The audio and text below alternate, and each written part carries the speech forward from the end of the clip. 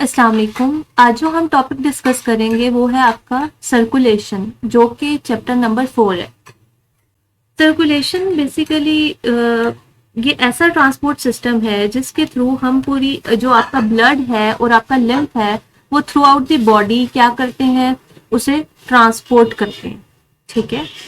अब ये जो आपका ब्लड और लिम्फ है इसमें क्या होते हैं, इसमें आपके न्यूट्रिशनल सप्लीमेंट्स होते हैं, इसमें आपका ऑक्सीजन होता है, इसमें आपके हार्मोन्स होते हैं, इसमें आपके केमिकल्स होते हैं जो कि हर सेल तक पहुंचाए जाते हैं। और उधर से जो फर्दर जो केमिकल्स या फिर कोई हार्मोन्स वगैरह हैं या कोई केमिकल्स हैं, ठीक है, या वेस्ट प्रोडक्ट्स हैं, वो सब रिमूव किए जाते हैं और फिर उसे पर्टिकुलर प्लेसेस पे पहुंचाया जाता है सो दैट उसको रिमूव किया जा सके बॉडी से।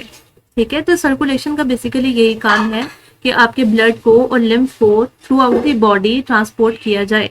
ठीक है। सर्कुलेशन की दो आपकी टाइप्स आ जाती हैं, एक आती है सिस्टेमिक सर्कुलेशन, एक आती है पल्मोनरी सर्कुलेशन।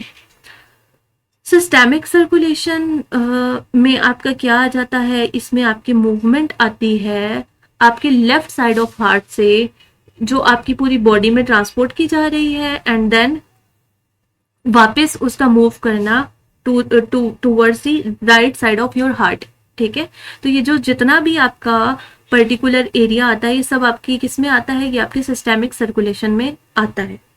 इसे जनरल सर्कुलेशन भी बोलते हैं और पेरिफेरल सर्कुलेशन भी बोलते हैं। इसमें आपकी हर बॉडी के टिश्यूज को डिलीवर किया जाता है, आपका क्या कहते हैं, आपका ब्लड सप्लाई की जाती है एक्सेप्ट दैट ऑफ लंग। ठीक है। लंग्स में नहीं की जाती, इसीलिए इसे कहते हैं सिस्टेमिक सर्कुलेशन। अब इसमें क्या होता है, अब जैसे कि आपने एनाटॉमी में अपने हार्ट के चैम्बर्स पढ़े होंगे, एक राइट साइड होती है, एक लेफ्ट साइड होती है। आपके जो होते हैं राइट एंड लेफ्ट एट्रियम्स होते हैं और लेफ्ट एंड राइट वेंट्रिकल्स होते हैं। तो सबसे पहले क्या होता है कि आपकी जो लेफ्ट एट्रिया है उधर आपका ब्लड आता है, उधर से मूव करता है आपके लेफ्ट वेंट्रिकल ऑफ हार्ट में। लेफ्ट वेंट्रिकल से आपका अयोर्टा के थ्रू किधर ट्रांसपोर्ट किया जाता है, तमाम जो बॉडी की आर्टरीज हैं, आर्ट्रियोल्स हैं, उधर तक आपका ब्लड सप्लाई किया जाता है।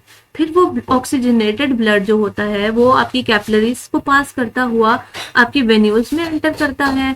और अब वो क्योंकि ये सेल्स से हो आया है, सेल्स और टिश्यूज को क्रॉस कर आया है, तो अब वो क्या बन गया है, वो डीऑक्सीजनेटेड ब्लड बन गया है।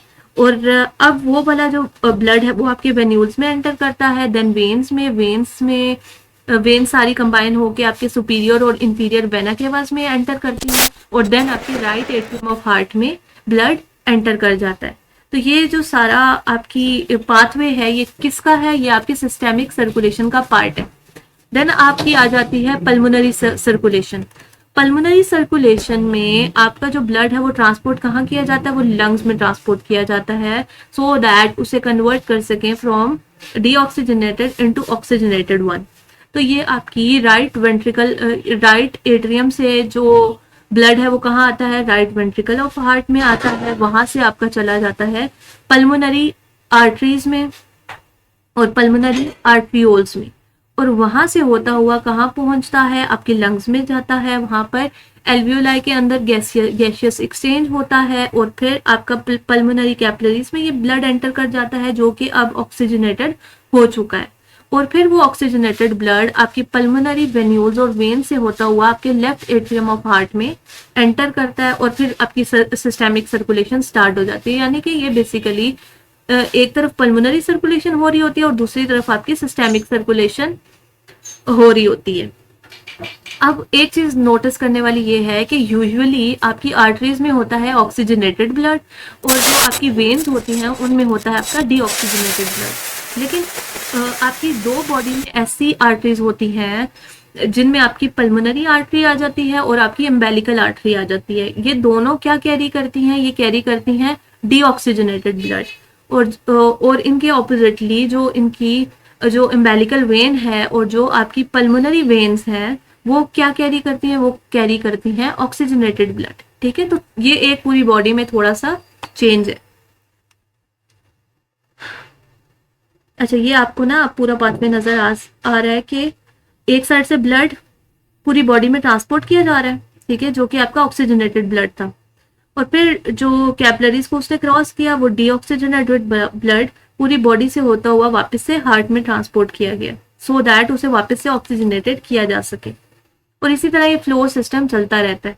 एक तो इसके थ्रू आपकी ऑक्सीजनेशन और डीऑक्सीजनेशन होती रहती है, इसके साथ साथ आपकी जो न्यूट्रिशनल सप्लाई है, ये जो सॉल्ट्स की सप्लाई है, जो भी केमिकल एक्सचेंज है, वो भी इसके पैरेलल में चलता रहता है, ठीक है। अब हम देख लेते हैं फंक्शनल पार्ट ऑफ सर्कुलेशन, यानी कि सर्कुलेशन कौन सी चीजें कैरीड आउट करवा रही हैं। उनमें सबसे पहले आपके आ जाता है हार्ट, एंड देन आपकी आ जाती हैं ब्लड वेसल्स।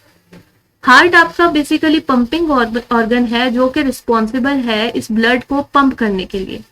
ये आपकी मोटर है जो कि पंप कर देती है ब्लड को इन योर बॉडी और फिर इनटू योर लंग्स, ठीक है। और ब्लड वेसल्स वो कंपोनेंट है जिनके थ्रू ये बेसिकली ट्रांसपोर्ट किया जाता है, वो पाइपलाइंस है। अब जो हार्ट होता है वो कॉनिकल है, हॉलो मस्कुलर ऑर्गन है, जो मिडल में प्रेजेंट होता है, मिडल मेडिएस्टिनम में। और ये जो है इसकी जो आउटर मोस्ट कवरिंग होती है, जो इसे कवर कर रही है, उसे कहते हैं पेरिकार्डियम।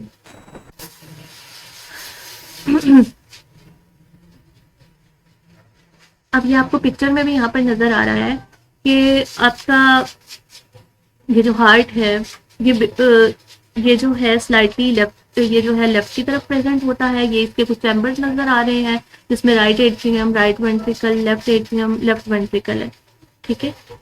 और इधर आपको बेसिकली हार्ट की अपनी ब्लड वेसल्स भी नजर आ रही हैं, जो कि हार्ट के मसल्स को ब्लड सप्लाई करती हैं, जिनमें आपकी आ जाती है कोरोनरी आर्टरीज। और कोरोनरी वेन्स वो वेन्स होती हैं जो कि हार्ट से डीऑक्सीजनेटेड ब्लड लेकर वापस हार्ट में ट्रांसपोर्ट करती हैं, ठीक है। तो कोरोनरी आर्टरीज और कोरोनरी वेन्स बेसिकली हार्ट की सप्लाई के लिए रिस्पॉन्सिबल है, क्योंकि उसे खुद भी तो न्यूट्रिशन की जरूरत पड़ती ही है, ठीक है। देन हम देख सकते हैं आपकी आर्टरीज को। अच्छा, ये जो इसकी एनाटॉमी थी वो मैं इसलिए डिस्कस नहीं करी क्योंकि वो ऑलरेडी आप लोग पढ़ चुके हैं, ठीक है।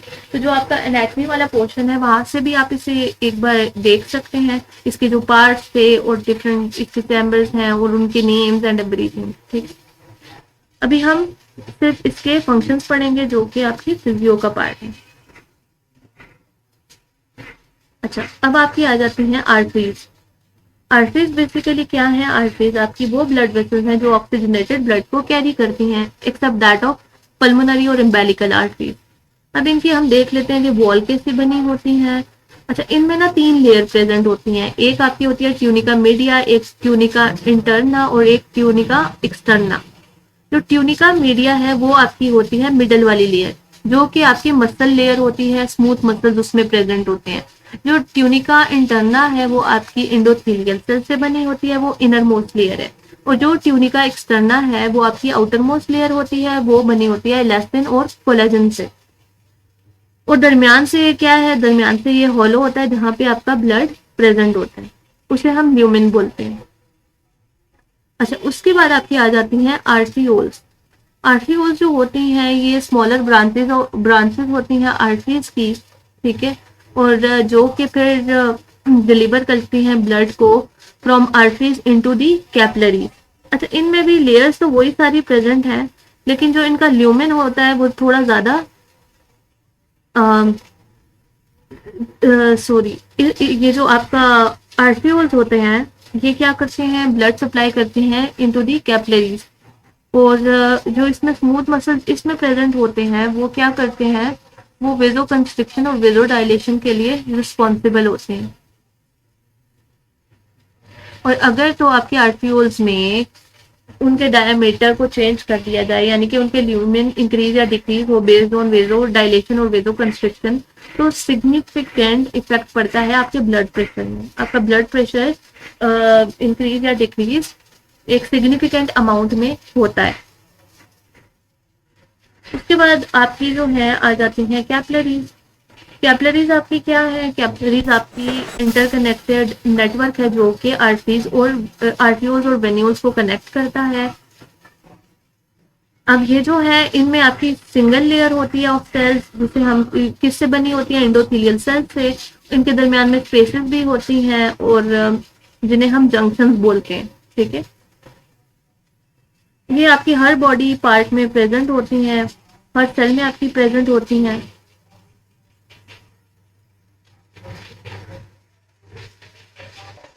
और जिन जगहों पे ट्रांसपोर्टेशन ब्लड की ज्यादा होती है उधर ये ज्यादा अमाउंट में प्रेजेंट होती है, जिनमें आपके लेवर आ जाते हैं, किडनी आ जाती है, लंग्स आ जाते हैं, नर्वस सिस्टम आ जाते हैं, तो वहां पर ये कैपिलरीज का जो नेटवर्क है वो थोड़ा ज्यादा अमाउंट में प्रेजेंट होता है। उसके बाद आ जाती हैं वेन्यूल्स। कैपिलरीज जो हैं ब्लड लेकर किसे देती हैं, ये आपके वेन्यूल्स में देती हैं, और वेन्यूल्स बेसिकली आपका ब्लड ट्रांसपोर्ट कर देती हैं वेन्स में। अब ये जो वेन्स हैं बेसिकली ये भी कितनी, इनकी भी 3 लेयर्स होती हैं।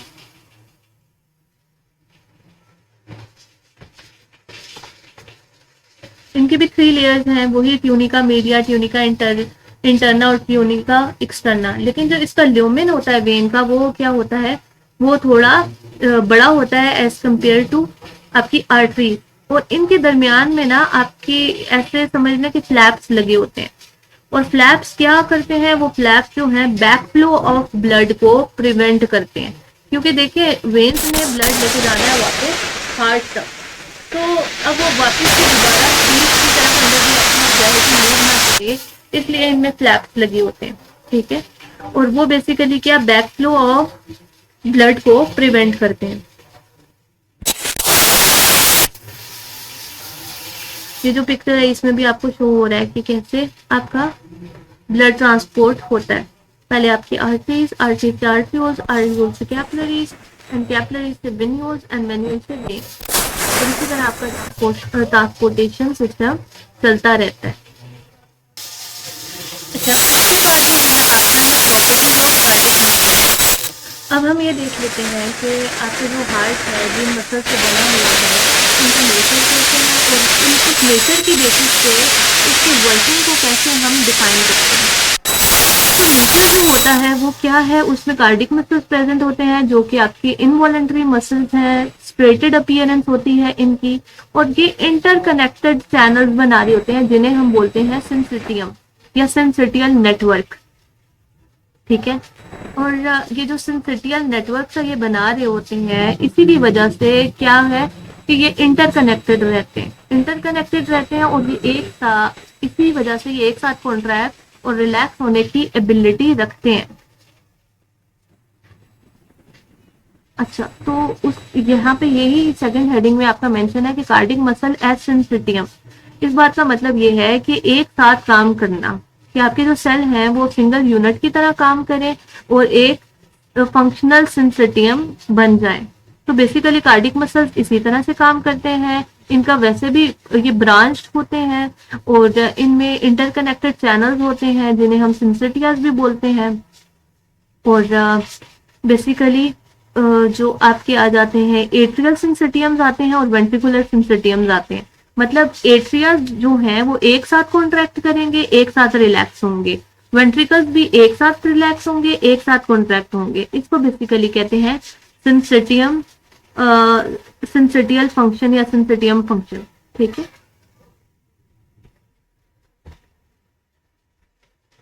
अच्छा, इसी बेसिस पे ना आपका जो हार्ट है उसमें क्या होता है कि दोनों साइड ऑफ हार्ट, राइट पे भी और लेफ्ट पे भी एट्रियाज एक साथ आपके कॉन्ट्रैक्ट करते हैं। ठीक है, कॉन्ट्रैक्ट किया तो ब्लड कहाँ ट्रांसफर करेंगे, आपके वेंट्रिकल में।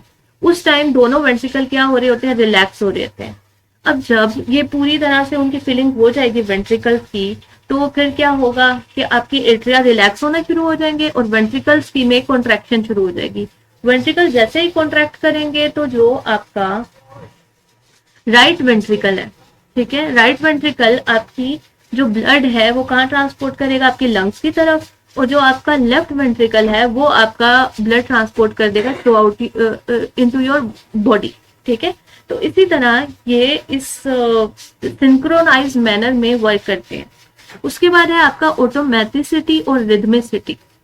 अब आपकी जो कार्डिक सेल्स है या आपका हार्ट है उसकी सेल्फ एबिलिटी है of the generation of current, ठीक है, उसको बेसिकली हम ऑटोमेटिसिटी कहते हैं या रिदमिसिटी कहते हैं। इस बात का मतलब ये है कि आपके जो हार्ट है बेसिकली उसके अंदर उसकी अपनी न्यूरोनल सप्लाई होती है, ठीक है, उसमें अपने सेल बॉडीज प्रेजेंट हैं और उन सेल बॉडीज की ये एबिलिटी है कि वो अपनी जो है अपनी जो करंट है वो खुद से जनरेट करती हैं, ठीक है।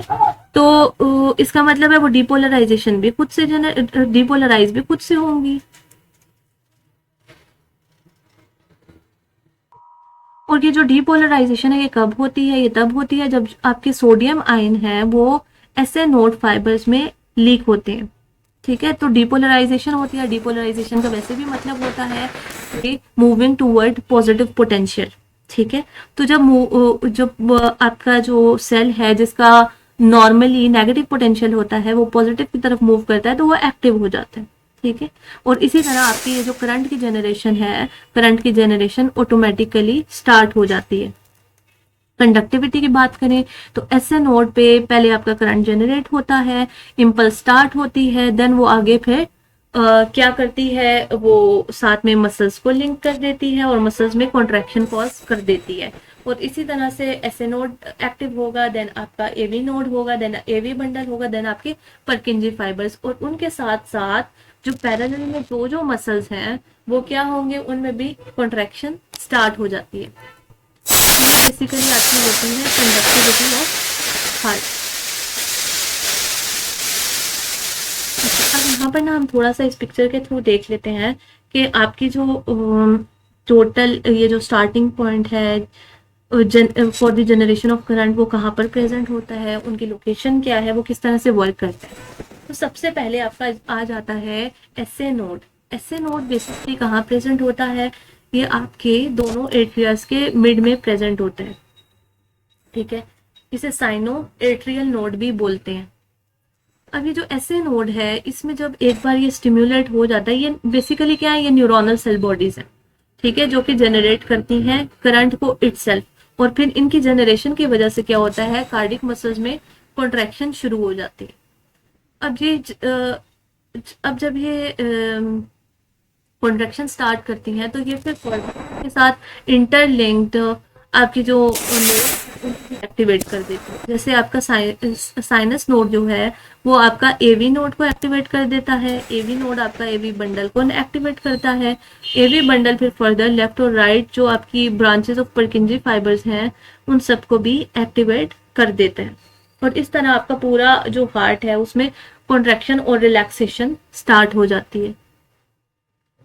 तो ये जो ऐसे नोड ये जो स्टार्ट करता है करंट को, इसको हम बोलते हैं इसको हम इसीलिए बोलते हैं पेस मेकर ऑफ हार्ट, ठीक है, कि इसकी एबिलिटी है सेल्फ जनरेशन ऑफ करंट की। यही वजह है कि जब हम किसी पर्सन को डेड डिक्लेयर करते हैं तो वो बेसिकली आपकी ब्रेन सेल डेथ होती है, क्योंकि जो हार्ट है उसकी एबिलिटी होती है कि वो डेथ के बाद भी, ब्रेन सेल के बाद भी कुछ देर तक वो बीट करता रहता है। क्यों बीट करता है? क्योंकि उसके पास उसका अपना एक कह लें न्यूरोनल नेटवर्क है जो कि खुद इटसेल्फ अपनी कंडक्शंस को रेगुलेट करता है, ठीक है।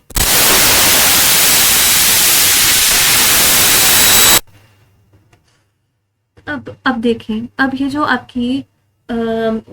आपका जो है जैसे ऐसे नोड एक्टिवेट हो गया, इसने क्या किया, ऐसे नोड एक्टिवेट हो गया तो इसके जो साथ इसके मसल्स प्रेजेंट हैं, कार्डिक मसल्स हैं जो कि आपकी एट्रियल कार्डिक मसल्स हैं, वो भी एक्टिवेट हो जाते हैं। उनमें क्या स्टार्ट हो जाती है, उनमें डीपोलराइजेशन स्टार्ट हो जाती है। अब जैसे ही डीपोलराइजेशन स्टार्ट होती है तो उसके रिजल्ट में आपका क्या होता है, सर्टेन चैनल्स ओपन हो जाते हैं। अब इसी तरह क्या होता है कि कैल्शियम चैनल्स भी ओपन हो जाते हैं, कैल्शियम मूव करता है इनसाइड द मसल। अब कैल्शियम जब मूव करता है तो वो एक्टिन और मायोसिन फिलामेंट की क्या करता है, उनको कॉन्ट्रैक्ट करने में हेल्प आउट करता है, ठीक है। किसकी प्रेजेंस में, एटीपी प्रेजेंस में, ठीक है। और जब वो फिर उस मसल में क्या हो जाती है, उस मसल में कॉन्ट्रैक्शन हो जाती है। और जब आपकी जब इनकी डीअटैचमेंट होगी तो फिर फर्दर क्या होता है, फिर सेल जो होता है आपकी रेस्टिंग पोटेंशियल की तरफ वापस से मूव करता है, और जब वो रेस्टिंग की तरफ वापस से मूव करता है तो फिर आपकी वापस से रिलैक्सेशन होना स्टार्ट हो जाती है। अच्छा, उसके बाद आपका रिफ्रैक्टरी पीरियड कौन सा होता है? रिफ्रैक्टरी पीरियड आपका वो पीरियड होता है जिसमें एक्साइटेशन के बाद, ठीक है, डिपोलराइजेशन के बाद वापस रीपोलराइजेशन होती है, या आपका डी एक्साइटेशन होता है।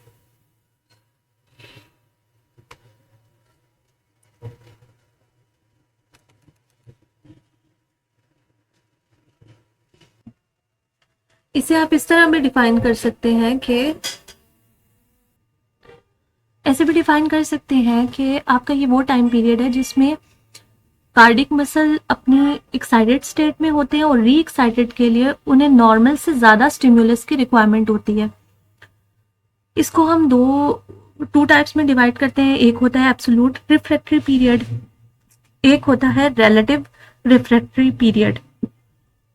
एब्सोल्यूट रिफ्रैक्टरी पीरियड में क्योंकि आपके जो सोडियम चैनल होते हैं वो भी क्लोज हो चुके होते हैं, तो आपका ऑलरेडी एक्साइटेड कार्डिक मसल्स को रीएक्साइट करना पॉसिबल नहीं होता।